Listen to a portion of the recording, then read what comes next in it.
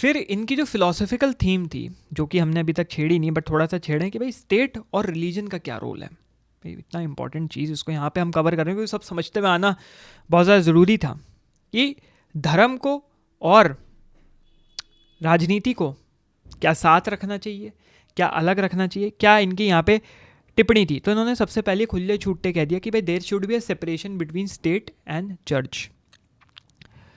Religious influence से state अलग रहना चाहिए क्योंकि religious influence is outdated. Religion कितने साल पहले आए, तुम सोचो 15 ये आपका 16-15 सेंचुरीज़ में ये सब चीज़ें चल रही है, 14-15-16 सेंचुरी में 17 तक चली। उस टाइम पे 1300-1400-1500 साल हो गए थे क्राइस्ट को आए हुए, लेकिन तुम फिर भी अभी रिलीजियस उसकी चीज़ें यहाँ पे उठा के चेपना चाह रहे हो। नहीं चलेगा ना भाई, नहीं काम होगा, सत्ता तो गिरेगी। रिलीजियस डॉक्ट्रिन्स के भरोसे बैठ के अपनी कंट्री चलाने की कोशिश मत करो, अपनी सिटी स्टेट चलाने की कोशिश मत करो। प्रैग्मेटिक बनो, प्रैक्टिकल बनो। जो भी चल रहा है, जो आंखों के सामने हो रहा है, उस पर भरोसा करो।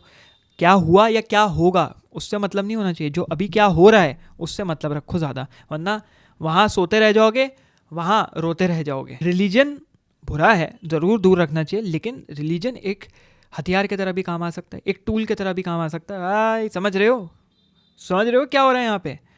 भाई भले ही तुम रिलीजियस हो नहीं हो, लेकिन अगर तुम पावर में हो, तुम एक सत्ता में हो, तुम लीडर में हो, तो अगर जनसंख्या को तुम्हें साथ लाना है तो तुम्हें अपने को रिलीजियस दिखाना पड़ेगा, क्योंकि वो रिलीजन ही उस पॉपुलेशन में डिसिप्लिन डालता है। और सबसे इंपॉर्टेंट चीज़, रिलीजन को आप एक्सप्लॉइट कर सकते हो, रिलीजन को मैनिपुलेट कर सकते हो।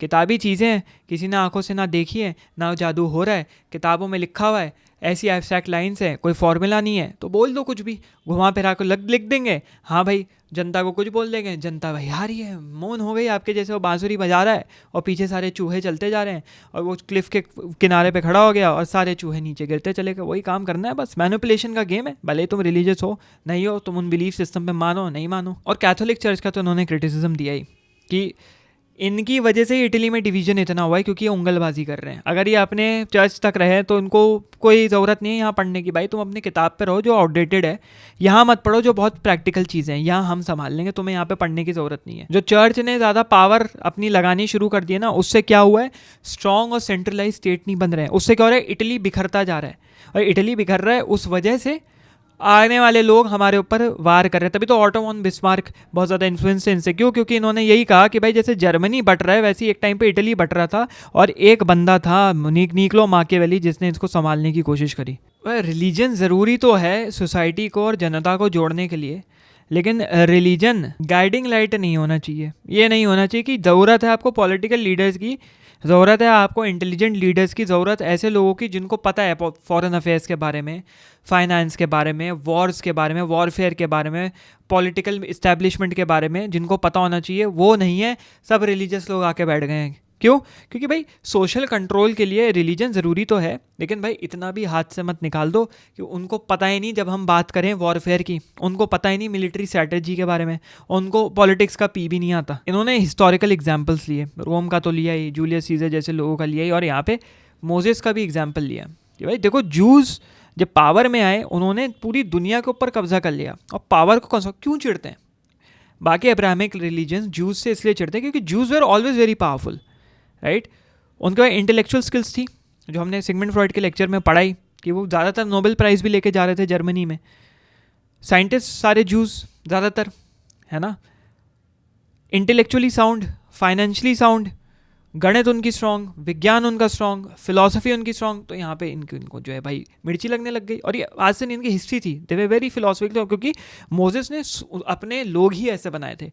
तो यहाँ पे जो मुस्लिम्स आए, यहाँ पे जो क्रिश्चियंस आए, उनको चिढ़ मचने लग गई भाई ऐसा क्यों हो रहा है। और उसका असर आज की डेट पे आप देख ही सकते हो, एक वॉर छिड़ चुकी है भाई। क्यों?